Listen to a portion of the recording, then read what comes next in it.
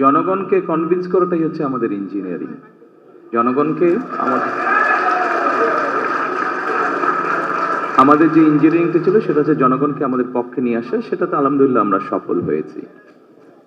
আর জনগণকে কনভিন্স করে একটি সুষ্ঠু সুন্দর পরিবেশ এনশিওর করাটাই ছিল আপনার প্রথম প্রশ্নের উত্তর।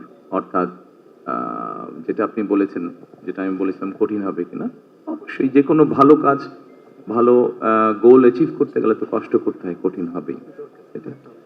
So, hi, on your right, sir. Alisha Rahman Sarkar from the Independent UK. Many congratulations to you and your party. I have two questions for you. The first being, If you could please ask one, because there are many. All right. How do you plan on balancing relations with India, Pakistan, and China? And sorry, another short question, that is, will your government continue to pursue corruption cases against Sheikh Hasina and by her extension, Tulip Siddiq? Thank you.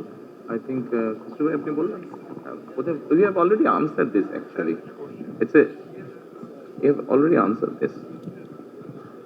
I think we have answered it already. It applies, as I said, our foreign policy applies equally for all the countries. No country-centric policy. খবরের কাগজ, নিখাত, নির্ভীক, নিরপেক্ষ।